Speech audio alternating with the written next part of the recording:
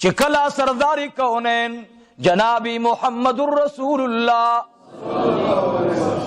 مبارک مدینی منوری لے تشریف راوڑو نو د حضور علیہ الصلوۃ والسلام یو صحابی دے داغنا مدا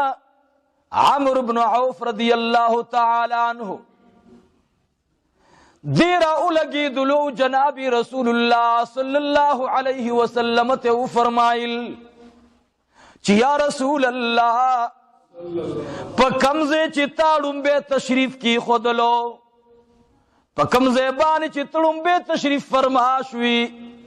یا رسول اللہ پدیز مکہ باندی دا زما باغ دے غوارم چی پدی باندی دا رب العالمین کور جوڑ کما جماعت پاری وقف کم او پدی باندی مالا دو جماعت بنیاد کی دا عمرو بن عوف رضی اللہ تعالی عنہ دا دیر لوی قبیلی سرے تعلق دے راؤ لگی دلو او دا مسجد قباء بنیاد کی خود لو اللہ دی منگو تاسی ورطا بار بار بوت لے کی مسجد قباء دا حضور علیہ السلام لنبے جمعیت تے اسلام ہجرت پہ ہجرت کی لنبے جمعات دا حضور علیہ السلام دا جمعات مبارک صحابہ کرام تا مرگرو تے اعلانو کو چھے اے صحابہ کرام راشی او تمام ملگرو تے خبر اولی گلو چی تاسو ٹول راشی دا عمرو بن عوف ارمان پورا کئی دا دیسا ارمان دے بلڈنگ جوڑاولنا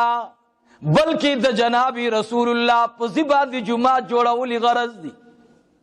علماء لکلی دی چی سرداری کونین جنابی محمد الرسول اللہ صلی اللہ علیہ وسلم مبارک میں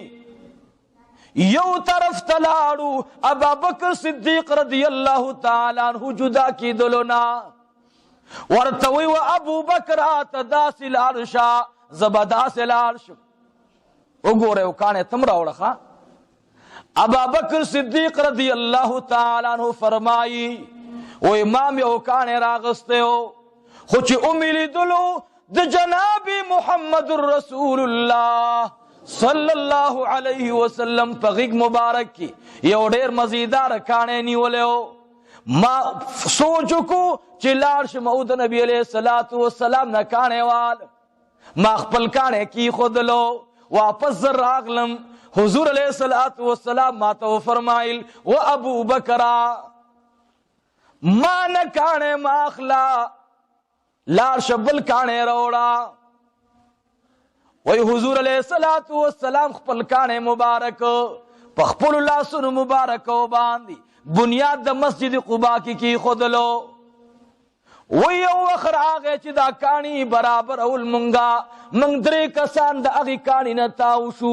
چی کم کانے جناب رسول اللہ یوزان باندی راوڑے ہو منگ درے کسان اغا کانے خوزولے نشو درے کسانو منگا غکانے نشو خوزولے چی صرف وی خوزو وی ما دا سے اولی دل وی رحمتا للعالمین صلی اللہ علیہ وسلم ما تا اولی دل چی ابو بکرہ اللہ دو وقت نبی تا زور و طاقت ورکی وی حضور علیہ السلام وی منگل دا درے کسان منگ سفرم والیو کی دیشی وی یولس کسان منگ سر انصار نور مرگری شو غختم چی دا کانے منگا اخوزو دا سی اڑان دی کو چی دی سر بل کانے کی دو وہ یولس کسان او دری منگا نسور لس کسان دی توشو وہی زمانگ دی پر رب دی کعبی قسم می چکانے بیا منشو خوزو لے وہی حضور علیہ السلام فرمائل چی اللہ دو وقت نبی تا دا سلو پالوانانو طاقت ورکی او بیا دا تمامو پیغمبرانو طاقت اللہ ما ترا کرے دے نسوج ورطا کہو چی کم زیلہ اس خبر رسی حضور علیہ السلام مبارک شان نہ قربان شم بہرحال جماعت تیار شو جماعت تیار شو نبی علیہ السلام مبارک ادرے دو او صحابہ کرام ورپسی منز اکڑو ٹولو الحمدللہ حضور علیہ السلام دیر زیاد خوشحال شو دمر خوشحال شو چی انتہائی نوا نبی علیہ السلام مسجد قباء تیار شو ددی عمرو بن عوف رضی اللہ عنہ تربوران دی داغی نامه دا ابو عامر چې دا ډیر لوی راهب دی دا ابو عامر را اولګېدو په ضد عمرو بن عوف باندې جماعت جوړ کو چې دا لا کومه خبره ده چې پیغمبر علیه الصلاۃ والسلام با اوس به د هغې په باغ کې یو جماعت یو ټول صحابه ورته راځي نو راشه تم جماعت جوړ که بس په ضد د عمرو بن عوف کې ولې چې هغه جوړوي زه نشم جوړولی زم جماعت جوړوم عمرو بن عوف جماعت په محبت د جناب رسول الله کې جوړ کړو ابو عامر راهب را اولګېدو په ضد او عناد کې د عمرو بن عوف په ضد باندې جماعت شروع کړو بس جماعت زر زر ال خپل مرګري خپلوان راجم کړل و عزت تاسو د څنګه ښکارم د قوم سردار خزیم په کار دا دی چې زما په قیادت کې خلق راجم شي زبل عدل ته اوسېږم او عمرو بن عوف خلق په دومره عزت باندې یادی دا کری ته به خلق راضي او د عمرو بن عوف جماعت ته مسجد قباء ته دا خلق وې دا سرامات شو سیب چې هر سړي به دا کوشش کولو چې په دې جماعت کې جناب رسول الله مونږ کړي زه پکې مونږ ادا کما ابو عامر راهب را اولګېدو زم جماعت جوړم جماعت جوړ کو چې جماعت جوړ کو پیغمبر علیه الصلاۃ والسلام ته وی یره چې دې جماعت بنیاد کې خورا سره شریک نشوي خو اوس خو پکې راته مونږ راکړه چې دا خلق و ترازی نبی علیہ الصلوۃ والسلام ته وی دی جمعه تراشه اوس دې تراشه موږ ته مونږ راکوا نبی علیہ الصلوۃ والسلام ورته وی چې زه اوس په سفر روانم او چې به د سفر نه واپس راشم زبستا جمعه تراشم ان شاء الله سیول ان شاء الله زمو کله پیغمبر علیه الصلوۃ والسلام موسی علیه الصلوۃ والسلام یو خبره کړې وه سبا خو لفظ د انشاءالله ته نه یېرو شپږ میاشتې هغې سفر وکړلو دا انشاءالله را خبره کې وایي دا زمونږ د ښکلي پیغمبر امام مدارک زمونږ لوی مفسر دی حنفي مفسر صاحب د کنز الدقایق هغه په خپل تفسیر کې لیکلي چې جناب رسول الله صلی الله علیه وسلم ورته وویل چې اے ابو عامر راهبه تا چې څه جوړ کړي دا یې ونه ویل چې دا جومات یې جوړ کړی تا چې څه جوړ کړي او څه دپاره ماله دعوت راکې زه چې د سفر نه رالم انشاء الله بیا به درشم هلته بس پیغمبر علیه الصلاۃ والسلام لاړو بهرحال په دې کې منځ کې د غزوه تبوک راغله نبی علیه الصلاۃ والسلام تبوک میدان تم لاړو دی به بار بار جوابونه لګل دی ابو عامر جماعت هم جوړ کو دا غین هم خو جوړ کو دا او دا او دا ہر سے انتظامات مکمل دی پیغمبر علیہ الصلوۃ والسلام تپوس کی او ابو عامرہ صد پارا دی جمعہ جوڑ کو یا رسول اللہ زمانگ دی قسم پالاوی دی دا پارم جمعہ جوڑ کڑے دے چکم صحابہ کرام ضعیفان دی اتللے نشی کم صحابہ کرام کمزوری دی بوډا گاندی مسجد قباء تتللے نشی دید پارم دا جماعت جوړ کولو چې معذور خلق په دی جماعت کی پاسانه عبادت کی دا موی غرض دی وی نورم اس کا غرض نشتخا صرف واحد غرض هم دغه دی نبی علیہ الصلوۃ والسلام مبارک و تفرمائی زچی کل سفر نراغلم بیا با انشاءاللہ گورو سرداری کونین می تبوک تلاڑو تبوک غزانہ چرا واپس شو رب ذوالجلال جنابی محمد الرسول اللہ تا وحی رالی گی اے زما حبیبا آغی جماعت کی منمکوا کم جماعت چی ابو عامر راہب جوڑ کڑے دے اے زما حبیبا اغا جماعت ندے اغا ستاسی خلاف مرچا دا آغی جماعت کی منسکوا کم جماعت چی تا پخپل لاس باندی دا اغا بنیادی خود دے دا عمرو بن عوف جماعت کی منسکوا اے زما حبیبا اغا زیم پاک دے اغا جماعتم پاک دے اغی جماعت کی صاحبی جماعتم پاک دے اغی کی مسکون کم پاک دی دا اغی واحد ارادہ دا رب العالمین دا دین اشاعت دے او استاد سنت خورول دی التا مسکوا دغی جماعتم ورزا دا جماعت ندے بلکہ دا مرچہ دا دا ستاسو خلاف منصوبه تیار کړی ده. الله جل جلالو کله چې آقا انعامدار تا وحی را اولګلا حضور علیہ الصلوۃ والسلام سره موجوده صحابه کرام یو حضرت وحشی رضی الله تعالی عنہ ناستو سوګ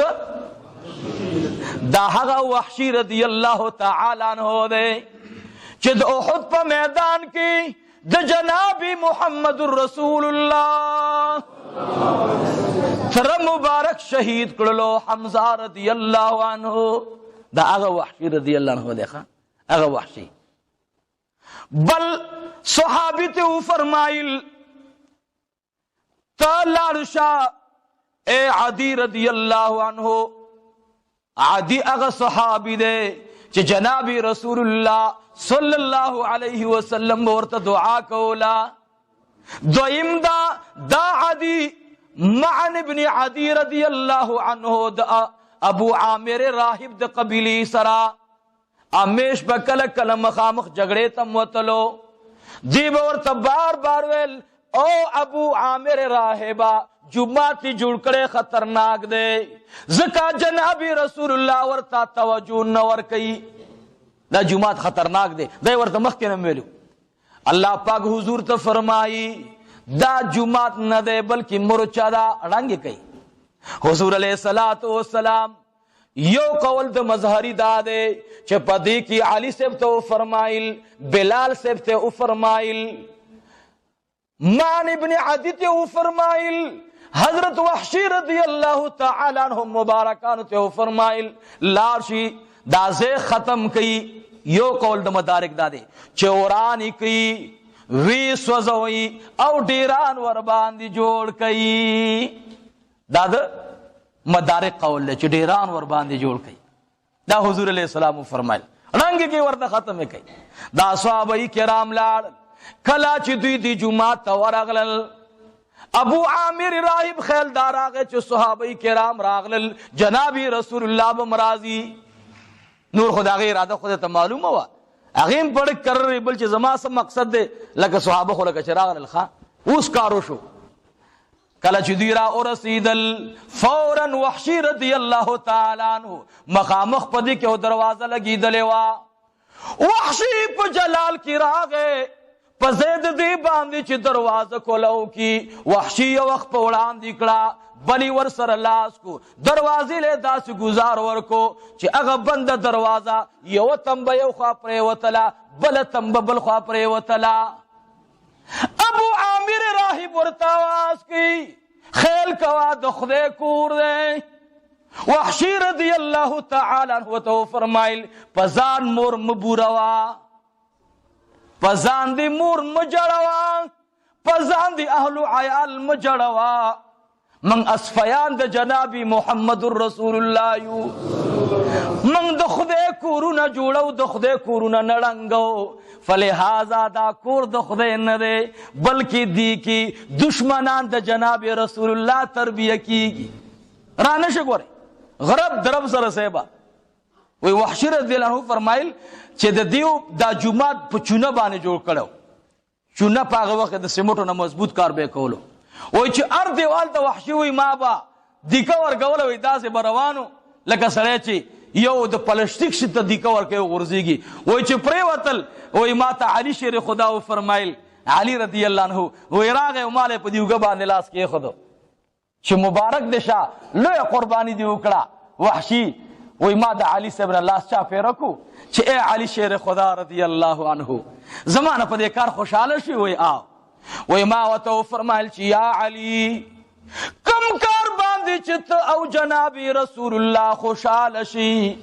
پاغی باندی اللہ خوشحال وی و علی شیر خدا کدا کار ما د بہادرئی کڑے یا علی زما یو درخواست دے وی سو درخواست دے وحشی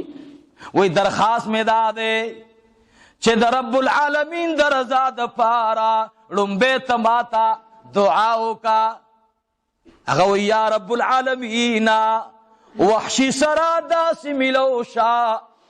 چه وحشی دستان خوشالی یا اللہ تا دا وحشی نا خوشالی.